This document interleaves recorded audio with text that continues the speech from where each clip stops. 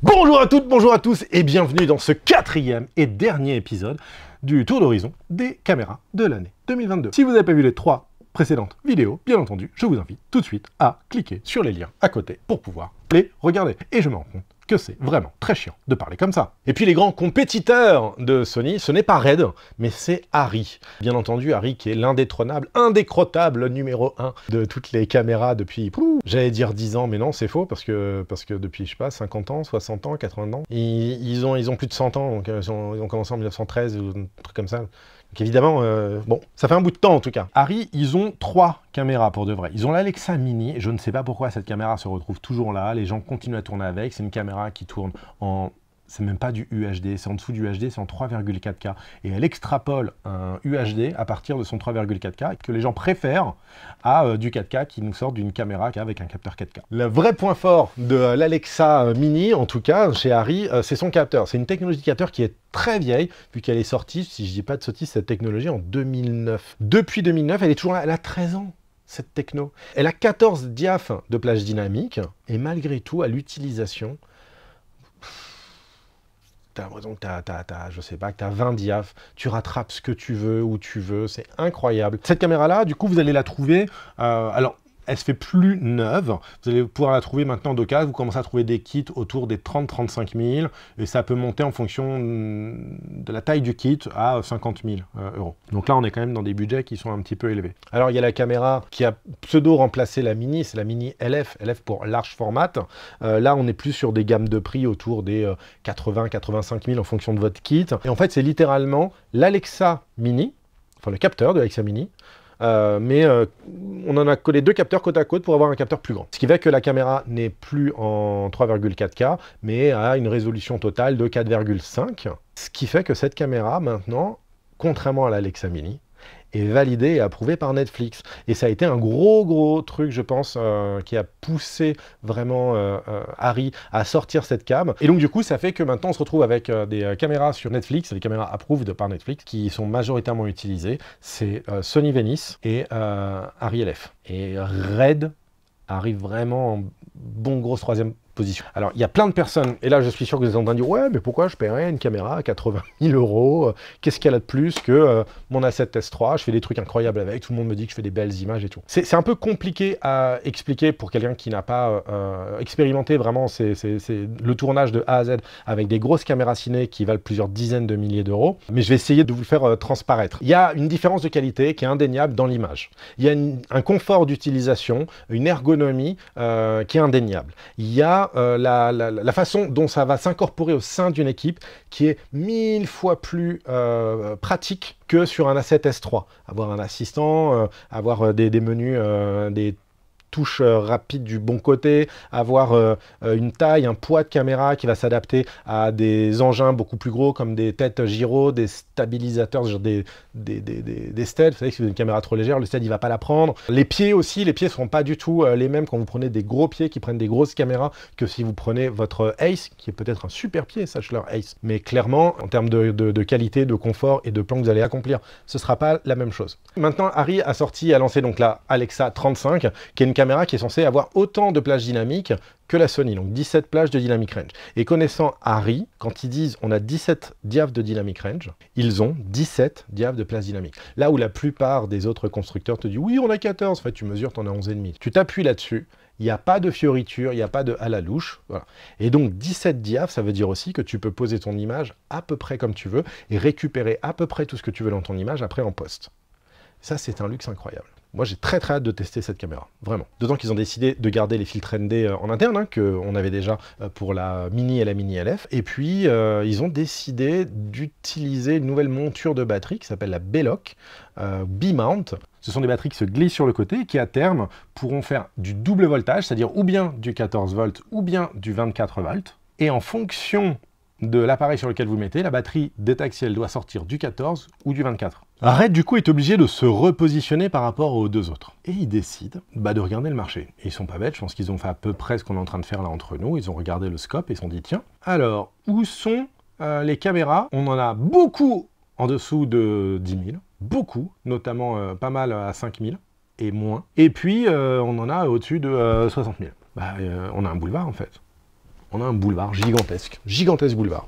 Et du coup, c'est ce qu'il décide de faire. Donc là, il décide d'attaquer avec la Komodo et la Raptor. Il décide d'attaquer le segment du milieu. La Komodo qui est clairement le premier pas qu'on peut imaginer faire dans le monde de Red. Ça, ou alors racheter une Raven d'occasion, ou une Scarlet d'occasion, ou une Red Epic d'occasion. Mais à part le marché de l'occasion, c'est le premier pas, c'est la Komodo. La Komodo, elle a plein de défauts, mais la Komodo, à l'achat, une fois qu'on l'a un petit peu équipé avec ce qu'il faut en carte, écran, machin et tout, on est environ à 11 000. Et on est en face d'une FX9. Si vous devez choisir, vous préférez une FX9 ou une Red? La question, elle n'est pas vite répondue. Et ouais, jeune entrepreneur. Maintenant, la Komodo, c'est pas la meilleure caméra. Il manque des trucs dans la Komodo. Il manque du slow motion. Il y a du 40 FPS en 6K. Donc c'est pas du slow motion en 6K, quoi. Et sinon, après, il faut tomber en 4K, donc cropper dans le capteur, pour faire du 50, enfin 60 FPS. Ça n'a pas de sens. Donc du coup, il n'y a pas de slow motion avec cette cam. C'est pour ça que moi, je l'aime pas trop pour tous les projets. Elle est bien, elle est pas chère, elle est légère, elle est compacte, elle est petite, elle est portable, on la met absolument où on veut. Ça sert de crash cam, comme dirait Red, si on le désire. Mais c'est pas une super caméra A. La vraie caméra A, c'est la Raptor. Et la Raptor, c'est 30 000. Et là, pour le coup, la Raptor, c'est une bombe. Les images sont incroyables. Et les pots, et c'est dingue parce que depuis quoi? Depuis que Arri a vraiment pris le marché avec ses caméras, donc milieu des années 2010, c'est la course un petit peu au rendu des pots. Évidemment, quand on voit une image, elle n'est pas jolie parce qu'on filme un bouquet de fleurs. Elle est jolie parce qu'on filme des gens et qu'on est capable de mettre les artistes, les talents, comme disent les Américains, on est capable de les mettre en valeur. Et donc, du coup, pour ça, il nous faut des caméras qui soient capables de pouvoir restituer des belles carnations, qui nous donnent l'impression que c'est quelque chose de beau, de naturel, c'est la vraie vie. Et ça vient de Arri. Et Arri, d'ailleurs, continue à le faire, vu que sur l'Alexa 35, ils ont développé quelque chose qu'ils appellent le Reveal Color Science, qui est une façon de traiter l'image en plusieurs étapes bien précises, de manière à la fin du process, avoir des nuances qui soient plus réalistes, plus fines, des teintes qui soient plus fidèles, et du coup une image plus jolie. Et ça impacte majoritairement les teintes de peau. Je pense que ce que Red a fait avec la Komodo, et encore plus avec la Raptor, ça a été justement d'aller piocher, un petit peu s'inspirer de ce qu'a fait Arri, pour avoir des images qui rendent des carnations magnifiques. Maintenant, on peut en parler de cette Raptor qui est absolument folle. C'est une caméra 8K qui fait du RAW compressé en 3 modes, beaucoup compressé, moyen ou pas trop compressé. On appelle le mode LQ, MQ, HQ. Donc low quality, medium quality, high quality. Sachant que le low quality, honnêtement, il est largement très bien par rapport au high quality. Normalement, vous ne voyez même pas la différence, sauf dans quelques rares cas, tellement infime. Tournez plutôt en low quality, ça sauvera des médias sur votre carte. Vous me remercierez plus tard. Donc, je disais 8K, 120 FPS, recompressé. Il n'y a pas grand-chose qui fait ça. Et la caméra, tout équipée, elle vaut 30 000. Pourquoi Red fait ça? Red pourrait se dire, c'est quoi, avant on avait une Monstro qui coûtait des dizaines de milliers, qui coûtait 53 000, non équipée. Pourquoi est-ce que là, on ne ferait pas la même chose? Red sait très bien qu'ils ne vont pas, avec leur image, ils ne vont pas aller taper les personnes qui font du très très gros film. C'est Arri et c'est Sony. Du coup, très intelligemment, Red revient en arrière et se dit, bah écoute, on va se mettre là où on était bien au début, on vendait des caméras 4K à 20 000. Et ben on se remet là-dedans, et en fait on va occuper un boulevard pour pouvoir étendre notre gamme. Et je sais ce que vous allez me dire, oui mais t'as pas parlé des Kinefinity, des Zcam, ça n'existe pas sur le marché. Quand bien même ils arrivent à des prix au-dessus entre 10 et 20 000, ils n'existent pas sur le marché, il n'y a personne, littéralement, entre les 11 000 de la FX9 et la Sony Venice 2 et l'Alexa 35 et la Alexa LF. Il n'y a personne, il n'y a que la Raptor. Et la Raptor est capable d'enregistrer en RAW. Et pourquoi est-ce que je vous disais que c'est incroyable que Canon puisse tourner en RAW? C'est vraiment parce que, vous vous souvenez, je vous ai dit qu'ils ont déposé leur brevet Red en 2007 pour leur caméra. Dans leur brevet, écoutez bien, parce que c'est pas une blague, c'est la vraie vérité, vraie. Croix de bois, croix de fer, si je mange, parole de scout. Red a déposé le brevet suivant, qui apparemment a l'air d'être incassable. Nous déposons un brevet sur un équipement capable d'enregistrer 23 images ou plus en recompressé en interne. Boum. Allez, merci, au revoir. Ciao! C'est pas les premiers qui enregistraient des images en interne, mais eux, ils en enregistrent 24 ou plus. Incroyable! Le génie qui a sorti ça. Bref, en tout cas, ça passe. La patente tient. Donc voilà, les gens disent ok, pas de problème. Peu importe le procédé d'enregistrement, en l'occurrence, Red, là, c'était du wavelet qui faisait. Mais du coup, ça tient.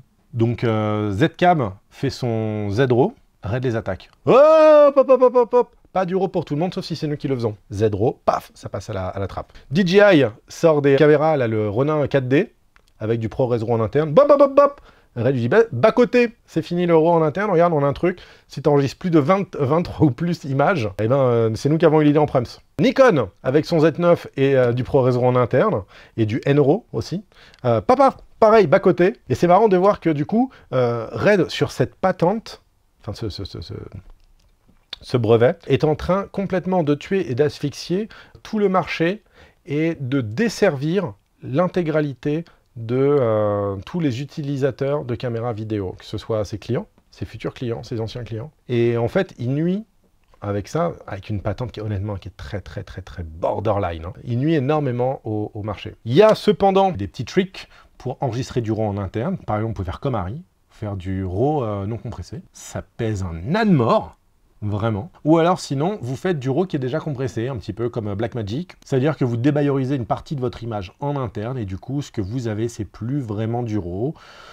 Ça en a la couleur, ça en a le goût, mais c'est pas du RAW. Je suis désolé, je voulais que cette vidéo soit très courte, qu'elle fasse moins de 10 minutes. J'espère que vous aurez appris des trucs. Si c'est le cas, eh bien, écoutez, n'hésitez pas à me le faire savoir dans les commentaires. Moi, je vous dis à très bientôt. Merci d'avoir regardé toutes ces vidéos, si vous avez toutes regardées. Si vous avez des choses à ajouter, n'hésitez pas à le mettre dans les commentaires. Des caméras qu'on aurait oubliées, n'hésitez pas à les mettre. Et puis peut-être ce sera le sujet d'une prochaine vidéo.